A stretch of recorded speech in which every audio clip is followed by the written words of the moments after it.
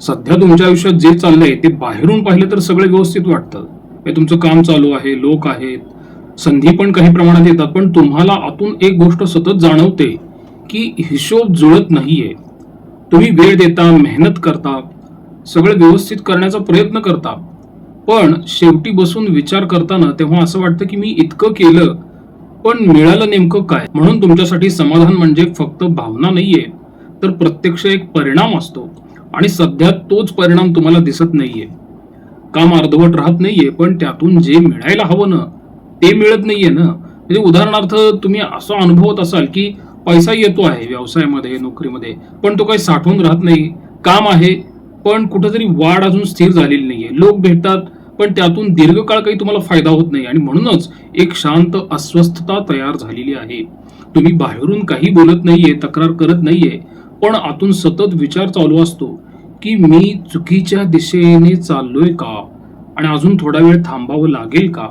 आणखी एक गोष्ट तुम्हाला जाणवते की तुम्ही घाईघाईने निर्णय घेणारे अजिबात नाही, पण सध्या तुम्हालाच असं वाटतंय की काहीतरी बदलायला हवं, पण नेमकं काय बदलायचं हे पण अजून स्पष्ट नाहीये वृषभ राशीच्या बाबतीत. आणि जर हे ऐकताना तुम्हाला असं वाटलं की हे तर माझ्या आयुष्याचं चित्र आहे, तर एक गोष्ट समजून घ्या की हा काळ काही तुम्हाला गोंधळात टाकत नाहीये, पण तो तुम्हाला जिथे खरा फायदा नाहीये तिथून बाहेर काढत आहे. आता सर्वात पहिल्यांदा मी नातेसंबंधाचा विषय चर्चेला घेतो आणि बऱ्याच वेळा नोकरी आणि व्यवसाय घेत असतो, तो नंतर आपण घेऊया व्हिडिओच्या शेवटच्या भागामध्ये. कसं आहे, नातं तुटलेलं नाहीये, सगळं सुरू आहे, पण समोरच्याचा प्रतिसाद जो आहे तो आधीसारखा वाटत नाहीये आणि तुम्ही मनापासून देता, काळजी घेता, पण कधी कधी असं वाटतं की मी जितकं देते किंवा देतोय तितकं मला काही परत मिळतच नाही. म्हणजे हे प्रत्यक्षात नेहमी खरं असतं असं नाहीये, पण तुमची भावना तशी तयार होते. आणि कधी एखादी गोष्ट घडते की ज्यावर आधी तुम्ही लक्ष दिलं नसतं, पण आता ती मनाला लागते.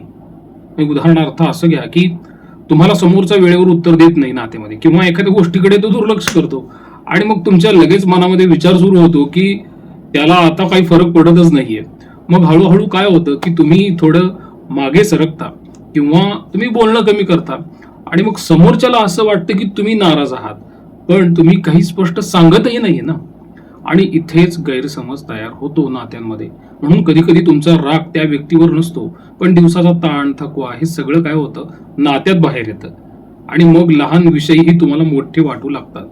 म्हणून नातेसंबंधाच्या बाबतीत काय काळजी घ्यायला पाहिजे. सर्वात महत्वाची गोष्ट म्हणजे लगेच प्रतिक्रिया देणं टाळावं. तुम्हाला जे वाटतं ते लगेच खरं मानू नका. थोडा वेळ घ्या आणि मग शांतपणे बोला. स्पष्ट बोलणं खूप महत्वाचं असतं. मला असं वाटलं, मी थोडा त्रासात होतो, असं साधं जरी बोललं ना तरी तुम्ही अर्धा गैरसमज तिथंच संपवू शकता. आणि सर्वात महत्वाचं काय आहे, अहंकार थोडा बाजूला ठेवावाच लागतो. कारण कधी कधी नातं जिंकणं महत्वाचं असतं, तो वाद हरला तरी चालेल. कुटुंबाच्या बाबतीत पण असंच होतं ना. घरच्या बाबतीत कसं होतं की परिस्थिती साधारण असेल, मोठा वाद नसतो, सगळं वरून व्यवस्थित चालू असतं, पण आतून एक हलका ताण जाणवत राहतो.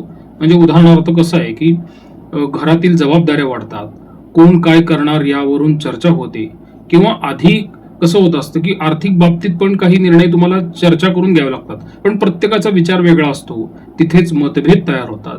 आणि कधी असंही होतं बरं का की तुम्ही तुमच्या बाजूने योग्य बोलता, पण तुमचा बोलण्याचा ढंग जो असतो ना तो कठोर असतो आणि मग समोरच्याला असं वाटतं की तुम्ही त्यांना समजून घेत नाहीये. मग हळूहळू पुढं काय होत जातं, लहान गोष्टी साचायला लागतात, कोणीही उघडपणे बोलत नाही, पण घरात एक दडपण तयार होतं यामुळे. म्हणून कुटुंबाच्या बाबतीत काय सावधगिरी ठेवली पाहिजे. प्रतिक्रिया देणं खूप महत्वाचं आहे, पण प्रत्येक गोष्टीला काही लगेच उत्तर देऊ नका. समोरच्याचं पूर्ण ऐका आणि मग शांतपणे तुमची बाजू सांगा. स्पष्टीकरण देणं वाढवा. मी असं का बोललो, माझा हेतू काय होता, हे जर तुम्ही सांगितलं ना तर मग गैरसमज हे कमी होत असतात. आणि वृषभ राशीच्या व्यक्तींना लक्षात घ्या, नातं आणि कुटुंब यात काही सध्याचा मोठा काही प्रश्न नाहीये, पण समजून घेण्याची गरज वाढलेली आहे. आणि जर तुम्ही थोडा संयम ठेवला, बोलणं जरी स्पष्ट ठेवलं ना, तर मग हेच तुमचं नातं जे आहे ते पुढे आणखी मजबूत होतं. आता नोकरी आणि करिअरच्या बाबतीत जर विचार केला तर नोकरीच्या बाबतीत सध्या एक गोष्ट होतं की ठीक आहे, तुम्ही सध्या मेहनत खूप करता, आधीपासूनच करता, तुम्ही वेळ देता, जबाबदाऱ्या सांभाळता, काम पूर्ण करण्यासाठी पूर्ण लक्ष देता, पण तरीही त्याचं कौतुक आणि मान्यता तुम्हाला तितकी मिळत नाही असं वाटतं. आणि कधी असंही होतं बरं का, की तुमचं काम वरच्या अधिकाऱ्यांपर्यंत पोहोचतं, पण शेवटचा निर्णय सतत पुढे ढकलला जात असतो. किंवा असंही होतं, की तुम्ही निवडीच्या अगदी जवळ जाता, पण सगळं जवळपास ठरतंही, ते शेवटच्या क्षणी काहीतरी बदलतं आणि मग गोष्ट हातातून निसटते. आणि मग तेव्हा मनात तुमच्या एक भावना येते, की मी इतका जवळ आलो होतो तरी का राहिलं?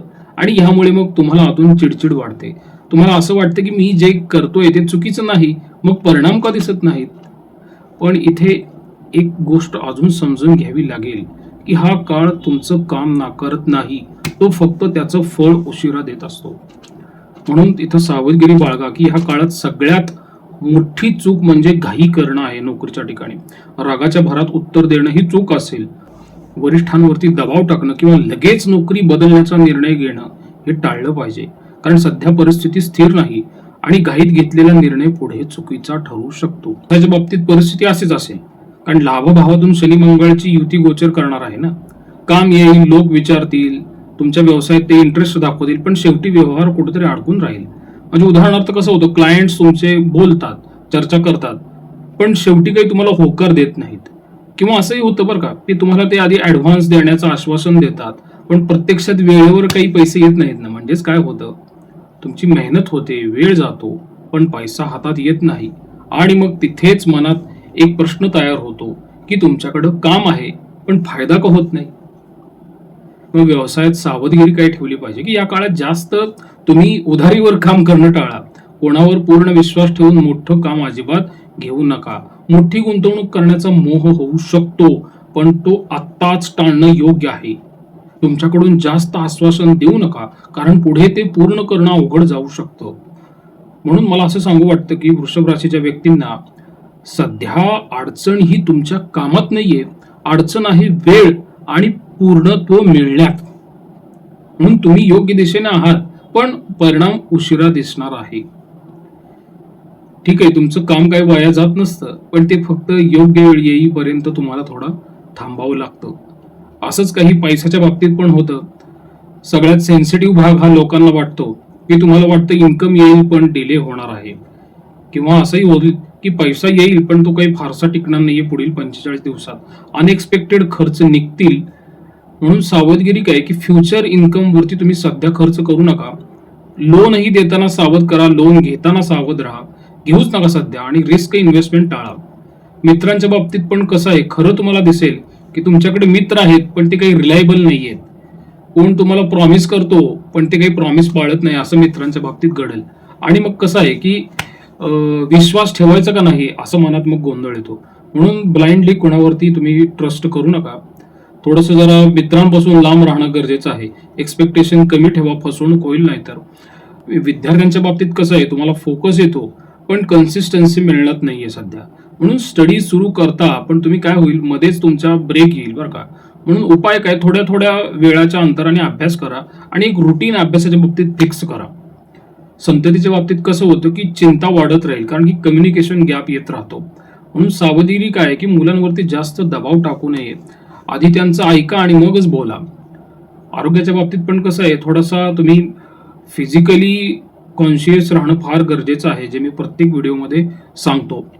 सावधगिरीमध्ये सुद्धा पण हेच सांगतो, की रुटीन मेंटेन करण्यासाठी कोणतीही टाळाटाळ करू नका आणि तुम्ही शांतता घ्या, शांत राहा, शरीराला पण शांतता द्या. त्याच्यामध्ये कोणतेही कॉम्प्रोमाइज करू नका. सर्व गोष्टींचा परिणाम वृषभ राशीच्या मानसिक अवस्थेवर कसा होईल, कारण इथे जे चालतंय ना ते बाहेर दिसत नाही, पण आतून तुम्हाला सतत जाणवत राहील वृषभ राशीच्या व्यक्तींनो, की तुमच्यात एक अधीरपणा वाढलेला आहे. तुम्ही थांबायलाच तयार नाही, कारण तुम्हाला माहित आहे, की तुम्ही मेहनत करता, पण जेव्हा परिणाम लगेच दिसत नाही ना, मग तेव्हा तुम्हाला आतून एक चिडचिड तयार होते. कारण की मी एवढं केलं तरीही काही झालं नाही. आणि इथेच दुसरी गोष्ट सुरू होते, कंपॅरिझन, तुलना. आणि तुम्ही तुमचं आयुष्य बघत असता आणि न कळत मग इतरांचंही बघायला लागता. आणि कोणाला काही मिळालेलं दिसतं, कोणी पुढं गेलेलं दिसतं तुमच्या त्या व्हॉट्सअप स्टेटसवरती, आणि मग मनात विचार येतो, अरे त्याला इतकं सहज मिळतंय आणि मग माझ्याच बाबतीत का अडतंय? ही तुलना जी आहे ना, ती बाहेर दिसत नाही, पण आतून तुम्हाला अस्वस्थ करत आहे. कारण तुम्हाला असं वाटतं, की मी कमी नाही, मग माझंच का थांबतंय? म्हणून आणखी एक गोष्ट घडेल बरं का, की तुम्ही एकाच गोष्टीवर पुन्हा पुन्हा विचार करताल. एखादी सिच्युएशन संपली तरी तिचा विचार डोक्यात चालू राहील आणि मी वेगळं केलं असतं तर मग पुढे काय होणार, आणि हळूहळू हा विचार तुमचं मन थकवत जातो आणि मग न कळत तुम्ही थोडं मागे सरकायला लागता. मग ते लोकांपासून सरकता, गप्पांपासून सरकता, कधी कधी स्वतःच्या माणसांपासून पण दूर जाता, कारण तुम्हाला वाटतं की कोणी तुम्हाला समजणारच नाहीये. पण इथे सगळ्यात मोठी चूक होते, कारण की जितकं तुम्ही एकटे राहताल तितके हे विचार वाढतील. म्हणून मानसिक अवस्थेच्या बाबतीत काळजी काय घ्यायला पाहिजे की सगळ्यात आधी कंपॅरिझन थांबवा. प्रत्येकाची वेळ येत असते, पण तुमची अजून आलेली नाहीये, ती थोडी थांबलेली आहे. दुसरी गोष्ट की विचारांवरती नियंत्रण ठेवा. तुमच्या मनात जे येतं ते सगळं काही खरं नसतं ना, कधी कधी ते फक्त त्या क्षणाचं एक दडपण असतं. अजून एक गोष्ट की स्वतःला एकटं करू नका ना. तुम्हाला सगळं शेअर करायची गरज नाहीये, पण पूर्णपणे दूरही जाऊ नका. एखाद्या विश्वासू व्यक्तीशी थोडं बोलत राहा ना तुम्ही.